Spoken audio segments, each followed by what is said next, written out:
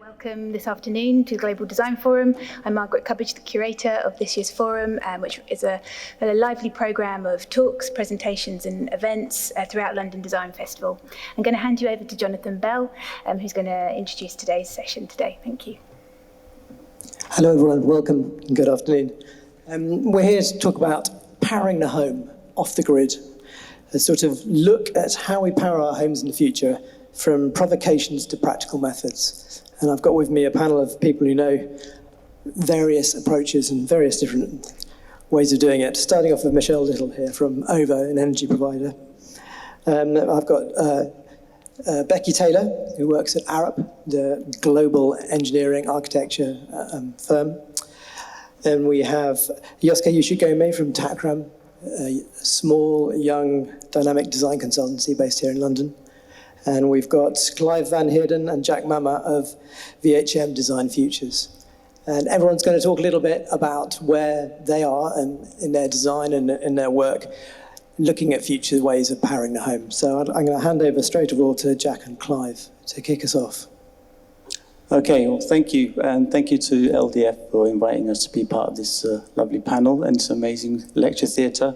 So myself and Clive have a company called VHM Design Futures. Just to put this a little bit in context, the work you're going to see is work that's exploring lifestyle futures within a 10 to 20 year sort of time frame.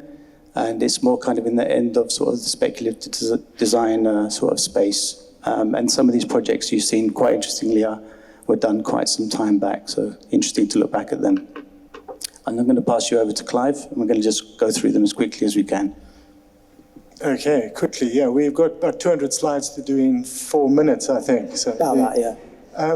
Maybe what would be most useful is to, to talk about two themes that a lot of this work has gravitated around. The first is that in 2005, with the Katrina hurricane, we came across a piece of information that said that for the first time in history, we'd got down to less than 30 days of energy reserves on the planet. And that struck us as unbelievable, that humanity could be that precariously balanced. And when we looked at it historically, we actually see that that's not an unusual phenomenon, that societies, that civilizations have died out because of overconsumption of primary resources, Indus Valley civilizations, Angkor Wat, Great Zimbabwe. One could go on and on about that. So what we started to provoke in working in the companies that we were working in is how does one instead of throwing technology and throwing energy at solving problem,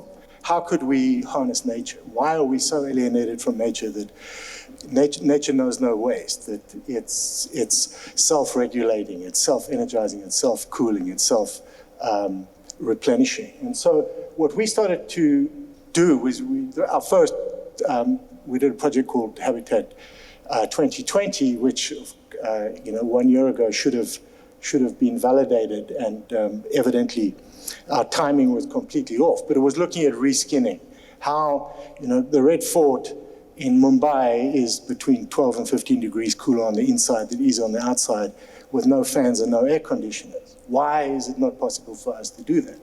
Egyptians built their houses looking up the valley, the breeze came down, went into funnels. As a gas compresses, it heats. As a gas expands, Charles's law, it cools. That's God-given. That's zero cost to anybody. It's just common sense in a way. Why have we become so utterly alienated from all of these processes? So our first exploration was, even although we anticipated that a lot of these solutions were biological, as a provocation we presented them as electromechanical. In fact, we took a lot of the technical solutions that we were proposing from work that we've been doing on conductive textiles and wearable electronics in the late 1990s.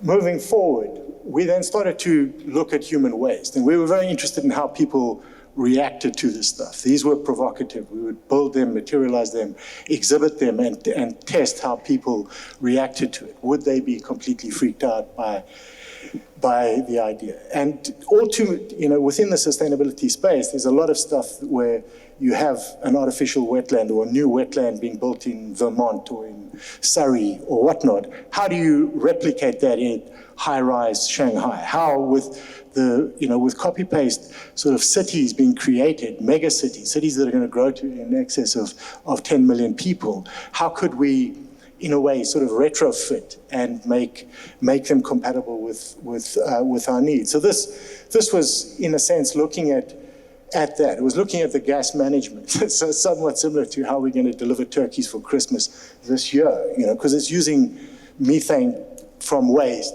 that we are burning to produce CO2 mixed with oxygen from algae, which is intensifying the growing of plants, which is fertilized by fish in the water, crustaceans cleaning the water. From that, we then explored how we could start to create ecosystems within the home. Why are we desperately trying to dissipate the heat coming out of the back of a refrigerator when right next door to it, we're trying to generate heat? What's the matter with us in our logic about this? So Microbial Home, which some of you may have seen, this came about in response to our interaction with an NGO in India called the Sulabh Foundation, who, as disciples of Mahatma Gandhi, had been utilizing human waste, separating excrement from effluent and processing it to power villages. And, absolutely unbelievable open source technologies have pioneered this stuff, for 50 years. And we, again, putting a biodigester in the middle of a kitchen was provocative. We were trying to understand how people would react to those issues. It's everything that we were proposing had existed. These were not new. Half of these technologies are absolutely ancient. Using evaporative coolers. Why have we changed our behaviors and eating habits according to the needs of the refrigerator rather than the other way around, when the refrigerator is fundamentally flawed as a product, as is the dishwasher, as is the washing machine, as are most domestic appliances, if you will forgive me. So, evaporative coolers, we know this wouldn't work at the equator, but you can get down to 3 degrees in certain circumstances, which is perfectly fine for living food, which is what we should be concentrating on in the first place, rather than killing food to suit the need of the refrigerator. So, an evaporative cooler, right? Twin-walled, porous, ceramic, granular material in between it, vapor, same principle. So we then, moving forward, once again, looking at biological light. We know you couldn't do your homework to this light, and we know that in many senses it was a sleight of hand, but we were trying to provoke the issue of living product, of something that if you didn't feed would die, that could be responsive to not only the behavior, but indeed to the health condition of people within it. We had a fascinating collaboration with a group of synthetic life engineering people, and which resulted in this prototype.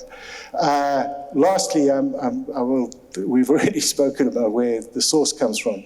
At a city level, we similarly had the same, as we were speaking about just before coming here. We ran around the world trying to find eco-cities. We were looking for examples of cities that confronted in their design what we think is fundamental to all of this. The theme that I was speaking about at the beginning is the separation of utilities. Why sanitation is separate from energy, which is separate from food production, which is separate from water, which is separate from air. Why are, to repeat myself, within nature these things are integrated? How come we're not using that similar sort of logic? So this was a 15 square meter house. Most of our inspiration when we looked for cities of the future came from slums. That's the reality we're talking about.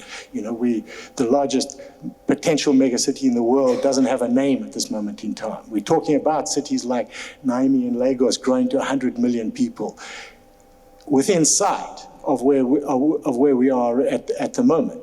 Massively inspirational and innovative places. Adversity has a tendency to do that. So this biopod that we created was based on on an urban dignity charter of initially 10 conditions of life that every person on the planet should have. We used that as a sort of as a design principle and extended it to 11 when working with a group from Caracas. They told us that when they put a cable car into a slum, everybody painted their roofs. That you know, nature is beautiful and there should be people should have a right to that aesthetic. I've overshot everybody's time here. I'm talking at 78 RPM. Maybe wrap it up a little bit, Declan. Right. So, okay. So effectively, you know, that last thing was created both as a without condition. What would be the optimum methane digester? What would be the optimum rain collector? What would be, and of course we had come up with this concept way back of these evaporative cooling bricks, of these breathing bricks that naturally cool in sunlight. We've applied a lot of this in trying to sort of provoke the issue of how we can move from refrigeration to cultivation. Our big challenge as we see it, or the big challenge as we see it, is not simply in producing technical solution, in satisfying the utilitarian needs. It's in changing people's consciousness. How do we make products, homes, cities, etc., communicate their function, and in so doing, communicate the problems? Cultures tend not to change without consequence. We see that at the moment. The world is changing unbelievably rapidly as, you know, this morning, 50-degree temperatures in Australia, 7 months of inhaling smoke in California, et cetera, et cetera. So this was a slightly sort of more realistic study. It's based on harnessing hot and cold banks. I think I'm getting the wrong this button going the wrong way, which is probably just as well. But yeah, to wrap it up, you know, at the end, trying to confront a lot of as a critique, the way in which we conceive of a lot of conventional everyday products. But we're happy to talk about that when we're not stealing everybody else's time. So, Clive, Jack, thanks very much indeed. We're going to move on to who's going to do next? Yeah, Yosuke is going to talk next. Just a little bit about, we talked there about physical manifestations, objects which use energy in a different way. And Yosuke is going to talk a little bit about energy as an autonomous material in its own right. Right. So, is the microphone okay? Is that right? Okay, good. Okay, so I don't have to use this actually.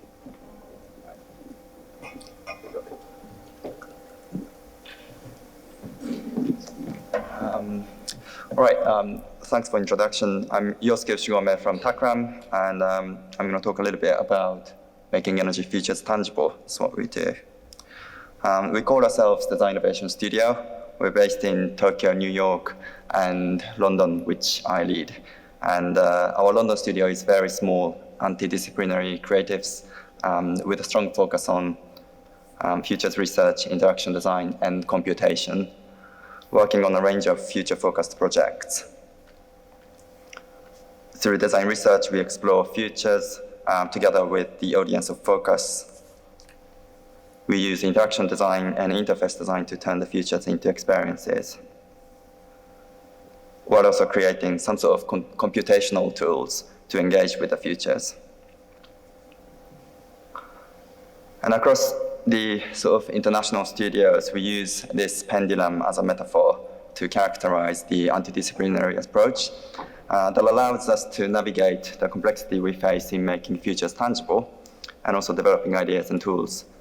It's a kind of mindset where one person can be constantly in flux, oscillating between two completely different disciplines. For example, design and engineering. We used to be called Takram Design Engineering, actually. And I also studied computer science before coming to the UK to study design. And for me, it's super, super important to separate two different minds and languages rather than trying to merge them into one. And so in the studios, we swing our own pendulums across different planes of reference, like thinking and doing when we work on projects, digital and physical when we are making something, speculative and tangible when we explore futures. And when it comes to energy futures, I think that there are sort of two fundamentally sort of opposite characteristics that energy possesses that I think we need to explore, which are anonymous and intimate. Energy is both everywhere around us, but also it's completely hidden. So I'm going to talk about that using a couple of minutes left in the presentation. And the first one is our self-initiated project called Anonymous Energies. According to an architecture critic, Elisei Töbe, the shift from agricultural society to an industrial one was driven by fossil fuel, driven by energy paradigm shift. And it gave rise to what we are familiar with, like factory towns, global trade networks, suburbs, and megacities. And she writes, when burning fossil fuels established a new horizon of possibility of production, society reorganized itself around the availability of abundant energy, which was immediately legible in space as new architectural topologies and urban growth patterns emerged. And then these patterns are visible in both the sort of geographical distance between generation and consumption of power, as well as the temporal distance between the sort of extraction and burning of fuels. So our city life is completely detached from the energy systems that it relies upon. So we choose to deliberately hide our energy infrastructure like we do for most other infrastructures we rely on, like pipes and power cords behind the walls. Most of us never get to see or understand how energy flows through the society. And that makes us energy feel anonymous, and we think energy of some sort of infinite supply. Whereas in a world powered by renewables, energy becomes much more local, much more variable based on local weather. And the weather's energy lends power to the renewables that runs our devices and homes. The weather outside can be also felt inside. And if that's the case, could the renewables alter the spatial, emotional, and behavioral connection we have with energy systems, or should energy be kept anonymous? So these are the questions that we were asking ourselves in this ongoing self-initiated project. And we are exploring alternative modes of consumption of energy at home in a future where energy moves from being an anonymous commodity, which we consume with no regard of its origin or availability, to one in which its origin, provenance, and the material presence are visible. So we are creating a couple of objects and systems from sort of highly domesticated, sort of almost fetishized solar cells, almost treated as if it's a sort of loved pet or houseplant, to watches and clocks that, instead of telling the coming of time, speaks of the coming of electricity or energy, therefore informs certain behaviors. So you go to your friend's place not because it's 6, it's because the wind blows. Another system that we are creating is an AI-generated proverbs that equate weather and energy, with the aim of making it easy to remember energy's ebbs and flows. So we are hoping to present some of these objects in an exhibition later this year. We also work with partners like Hitachi to imagine energy futures too. Here are some of the scenes we imagined for a sort of modeled energy city in Europe, where people are feeling that the transition towards renewable energies being more sustainable in general means that they need to compromise and also some sort of give up things. And perhaps we need more kind of richer culture around energy, where people celebrate energy production and behave in a certain way when it's abundant, rather than assuming that it's a constant. Perhaps energy should become a sort of social bond within community members by using things like vehicle-to-grid charging. Here, an electric car is powering 2 neighboring homes, creating some sort of conversation between them. We created these illustrations and frameworks, and they're now being used by Hitachi's R&D initiatives in Europe to further develop ideas and engage with stakeholders at the sites we worked on. So they're not necessarily the ideas that we or Hitachi are trying to sell or build. They are the conversation starters. And this kind of inclusive transition is, I think, super, super important because we can open up the energy industry, which has been really, really closed, by talking to people who have been left out from the key energy discussion and environmental discussions, even though they are the ones most affected by climate crisis and these powerful infrastructures. So it's not only energy as a concept that has been anonymous and we want to open up, it's the industry itself that has been anonymous and closed. And I believe that designers can have a big role, important role in making it close to home and people. Thank you. Thanks very much. Thank you, Yosuke. Yeah, I mean, you talked there a little bit about how energy is generally invisible, and the most visible way that we normally address energy is financial and cultural, or financial mostly through our pockets. Becci at Arup, Becci's been at Arup for 18 years now, is that right? And yeah, I think she's at the coalface, if you'll excuse the metaphor, of kind of making homes more sustainable, essentially, and also talking a bit about a retrofit, because as I think you said, the homes of tomorrow are the homes of today, which is something which is worth bearing in mind. Yeah, exactly. Most of the homes that will be here in 50 years are already here, so it's really important to think about them too. I mean, I'm an engineer at Arup. I'm a building services engineer and a building physicist, and I'm really interested in where people and the city system and the societal system interact. And when you're thinking about homes, really, I think they exist between the outcomes that the residents need and then the outcomes that society or the overall system needs. People don't really care about a lot of things that we talk about. All they want to be is healthy and comfortable. And so I'm going to talk a bit about a few different elements of that to sort of explain how the detail is important, but also so are the big ideas, and we need to think about how we join them all up. I think it's important, just because I see quite a lot of definitions of zero carbon or net zero carbon that don't quite make sense. So I think this graph is really useful just to set the scene, because we know this is where we want to be. But in order to achieve zero carbon, what we need to do is to reduce our energy demand significantly to meet that energy we can produce renewably. And if those two things are balanced, then we can achieve net zero carbon. Now, this doesn't have to be in each home. It has to be the system that achieves net zero carbon. And the other thing that's really important is to realize that it's not just about the operational carbon. And what this chart shows, that as operational carbon reduces over time, as we get more efficient, it's then the carbon within the materials which really starts to matter. And actually, when you start to look at design problems like this, you suddenly realize that a lot of the decisions you might have made 10 years ago no longer are right, because embodied carbon is so much more important than we realized. So an example I want to use to demonstrate some of these ideas is heat. Now, this is quite difficult because I have to keep looking backwards. So all the residents of homes really want is hot water to be comfortable, and they want this to be done in a safe manner, and they want it to be affordable. What the system of society and the planet needs is for this to happen in a net zero carbon way.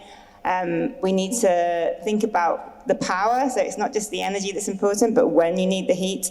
And what is really needed to make this happen is good industry guidance. The homes themselves need to be well insulated, they need to have good system design, and they need to have low energy use.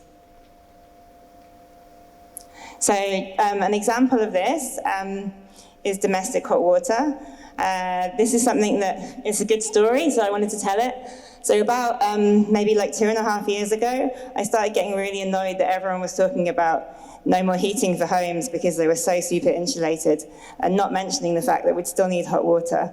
And I started looking at the numbers, and actually, a little bit like carbon, when you start to really bring the space heating down, suddenly hot water really matters. And at the same time, in the projects I was leading in Arup, I was really pushing people to change the temperature of the hot water we were delivering, because now we're using heat pumps, not boilers, and actually it matters what temperature you produce hot water to. Every 5 degrees C higher temperature of hot water from a heat pump is a 10% reduction in efficiency of heat pumps. That's 10% more carbon. And all over the place, every design, people were heating this hot water up just to cool it down against the taps because industry guidelines said they had to. And I was challenging this as a physicist and as a sustainable person. And what I had to do to make this change was to convene an industry group, do research, pressure people, and write the new guidance, which has just come out, to drop the required temperature of hot water systems. This is not when it's being stored. When you store hot water, it's a bit more complicated, but this means, all this work means that actually every single heat pump system can now be at least 10% more efficient than it was before we did this. So this is the story to show that details really are important when it comes to new technology.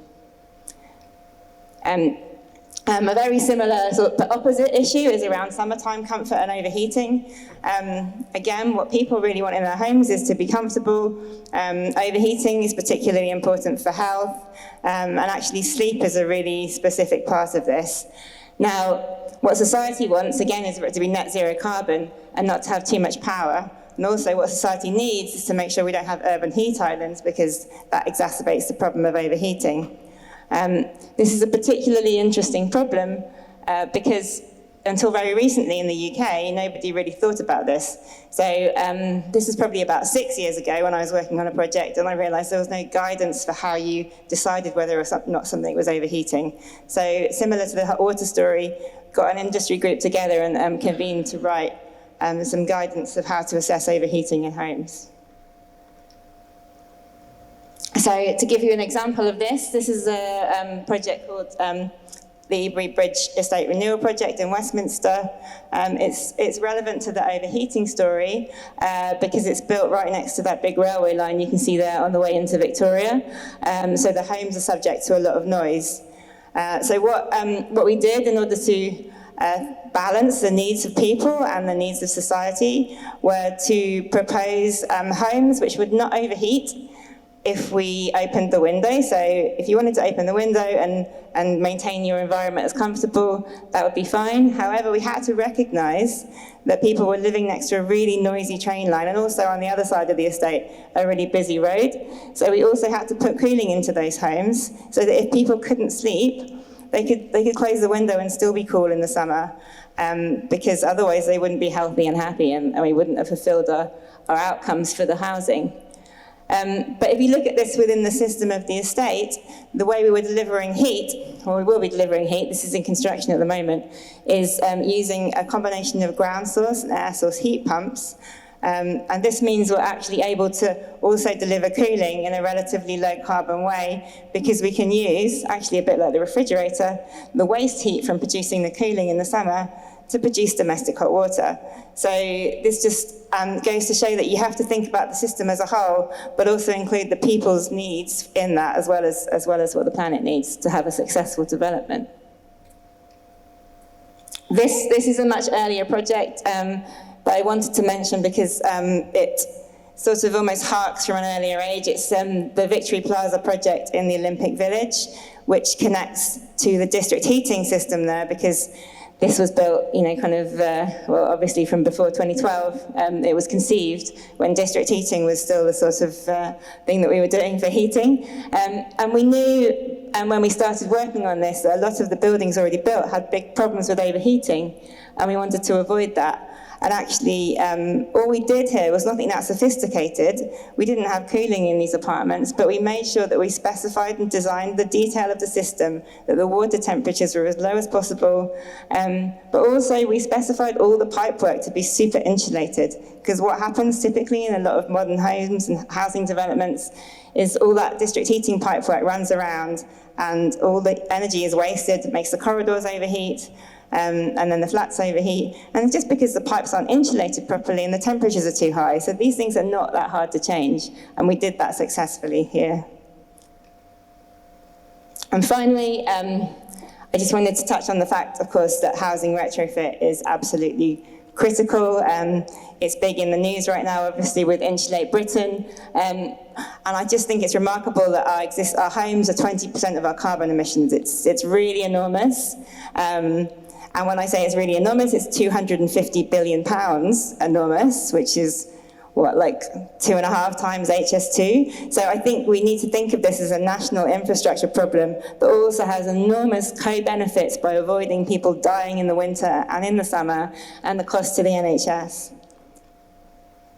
And this is the outcomes that we need from this program are exactly the same as they are for all of our homes. But I place extra emphasis on the need that housing retrofit needs to be affordable for people. This is a challenge, and I think that actually it needs to be largely publicly funded. But even if we got that right, there's still a massive skills shortage. There aren't the right people to deliver this. And I think probably most importantly, it needs to be done at great scale, with great speed because of the climate emergency. So that's where I'm going to end. Thank you very much. Okay, lots of terrifying statistics there. 80% of energy used in the home is wasted, up to 80%, which is, houses are such a terrible open loop system, which kind of goes back to what Jack and Clive were talking about.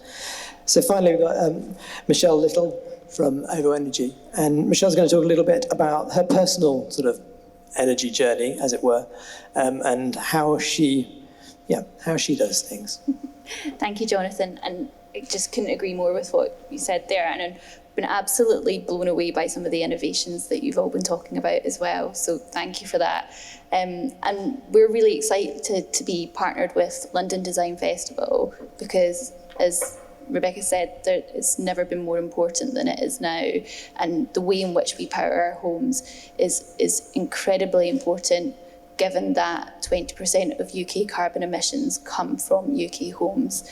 It's incredibly important to us at OVO, and we recognise the changing landscape. We're no longer an energy provider. Our role now is to help our members decarbonise their lives and decarbonise their homes. And it's something I'm super passionate about, and I will tell you about my personal energy experience. And if you want me to talk about heat pumps for a while, I certainly can do. But we find this really important because people don't necessarily know where to start right now.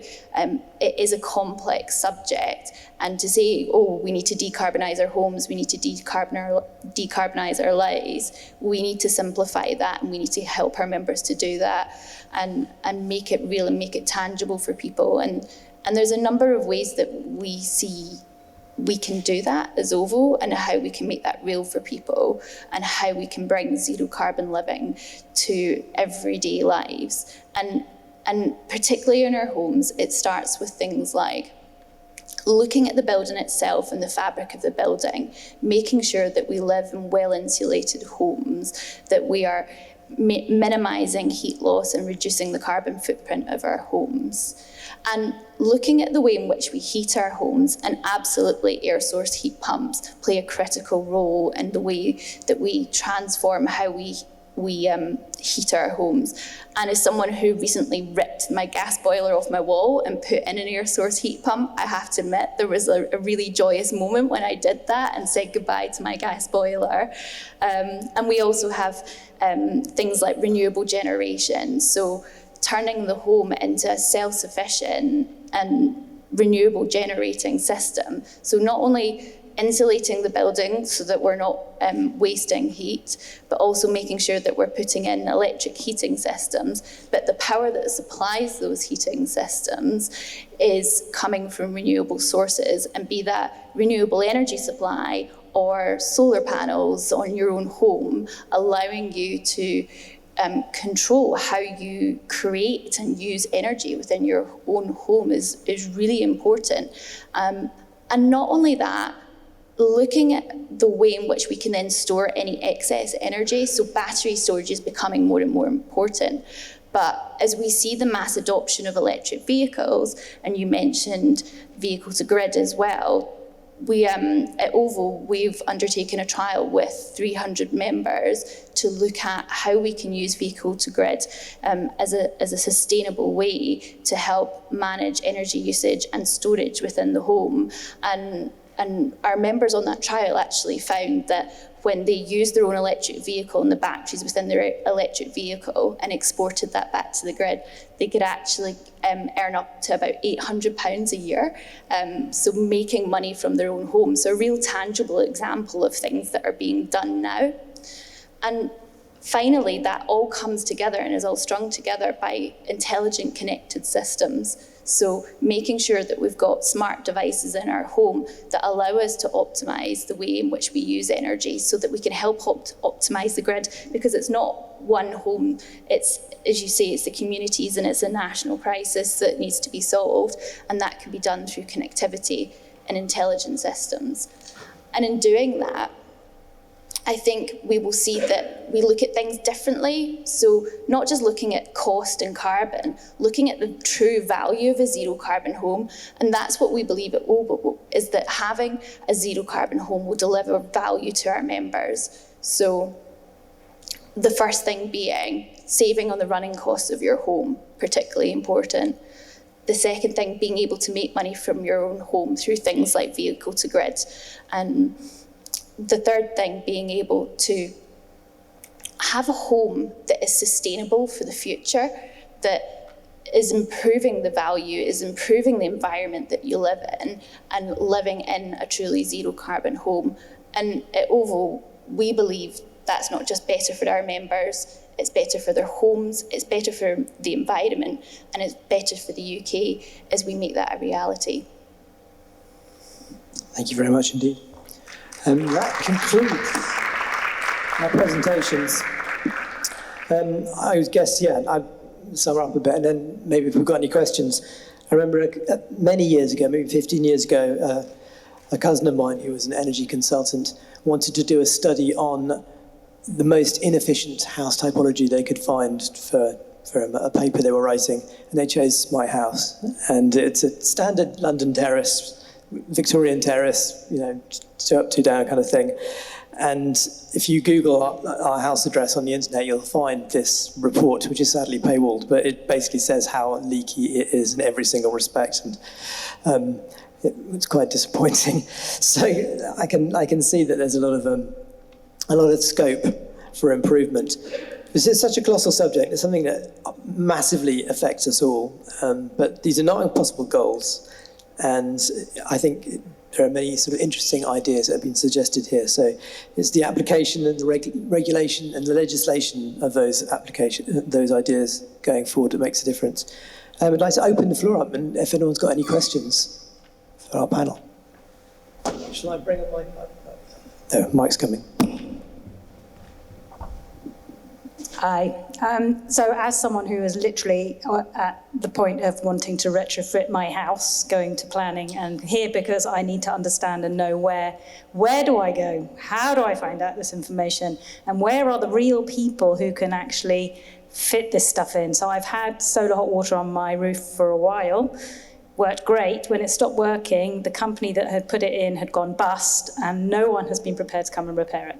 So I have everything except the hot water. How do you start?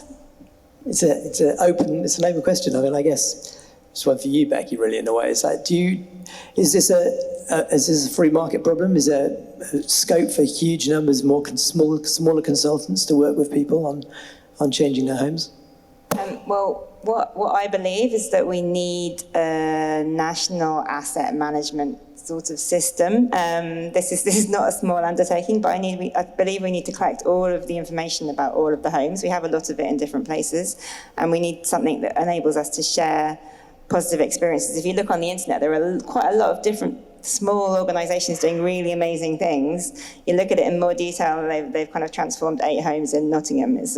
But they're great, but we need to take those and we need to amplify them, and that's what I think should be the government's sort of next focus, is to actually make this into a national infrastructure problem and to bring it all together so that it's not difficult. And then, I mean, there are also people like Retrofit Works out there who are trying to train up the supply chain we need, because it genuinely does not exist. So I feel your pain, but I'm not quite sure right now how I could help. I guess it's a clarion call to people to retrain. Maybe the plumbers could become sustainable house people of the future. Any other questions? Well, I've got a question which I'd like to sort of pitch generally to the panel just before we finish. It was interesting, the idea of, cultures with scarcity tends to be the most efficient historically, whether it's a scarcity of heat or a scarcity of coolness. And we're living in a time of huge abundance now, but the scarcities are just starting to show themselves. I just wanted to really just throw it out, maybe sort of to start with Jack and Clive, to sort of, is there going to be a tipping point, or is this a gradual, slow thing that will impact us all?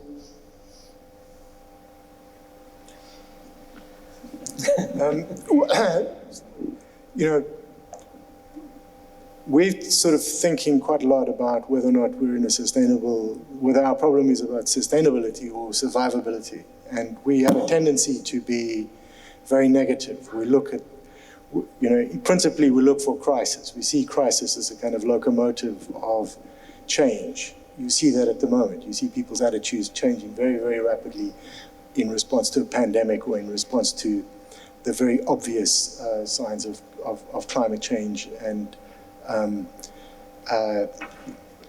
so on. But the other thing that we would say, that sort of somewhat controversially, is that to a certain extent, and I'd be very interested to hear what you think about this, Becci, but to a certain extent, regulation is like a comfort blanket. It makes us think, okay, well, serious people are taking care of business. COP26 is about to happen, and people are trading carbon credits, and someone's taking care of business, right? And so we can ignore the fact that we have a tendency to repeat behaviors.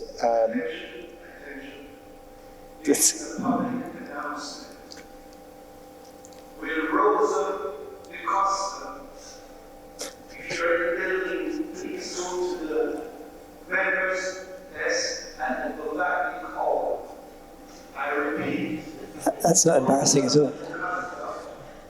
If you're in the building, please go to the vendor's desk. It will not be called. End of message. Rosa?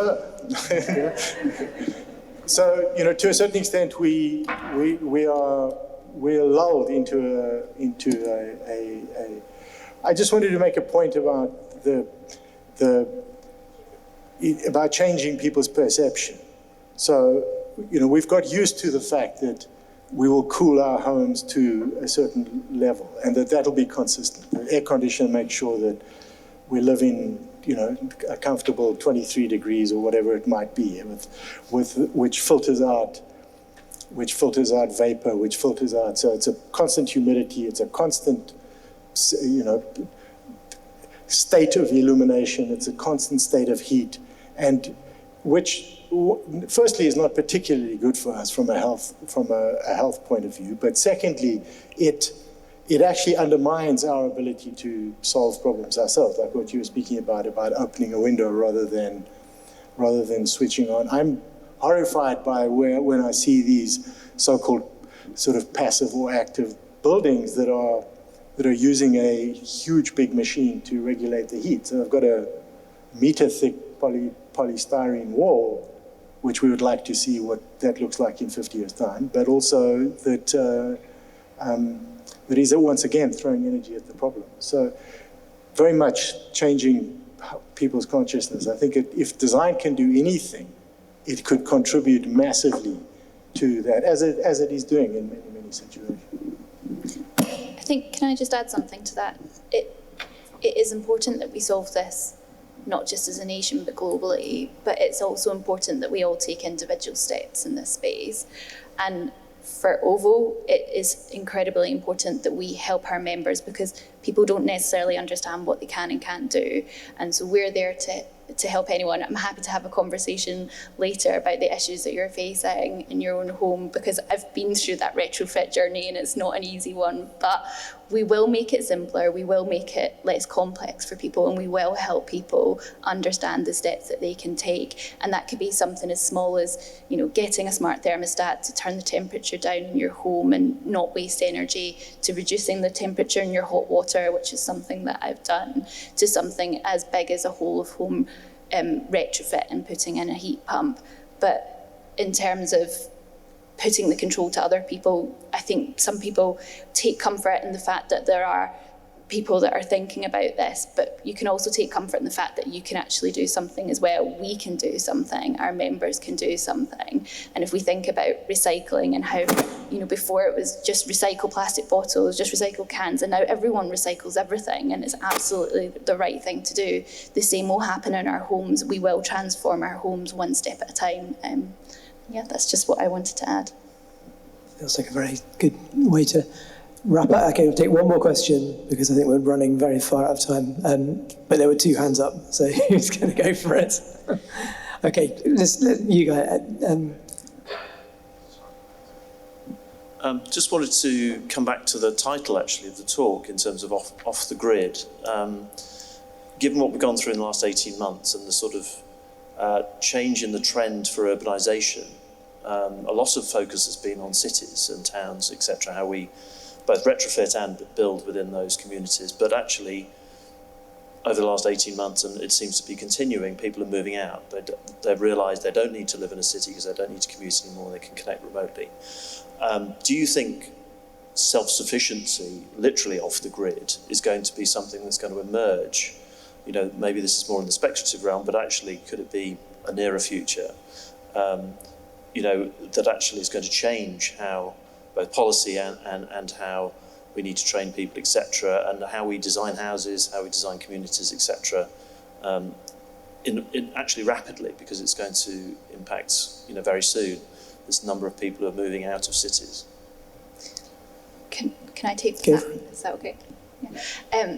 Just to say that despite my accent, I actually live in the countryside in Yorkshire, and my mother-in-law's house is completely off gas and off grid and powered by a ground source heat pump. We were on gas until recently, and I celebrated that moment at which we've become completely self-sufficient. And the research that we've done with our members is increasingly showing how important it is for people to be self-sufficient. And I'd encourage anyone, if they can take the steps to do so, you will feel much more in control of your own energy generation, your own energy usage within your own home, and how you power your home, the devices within your home. And becoming self-sufficient is really, really important, not only to me, but to OVO and our members. And I would encourage anyone to do so if they can.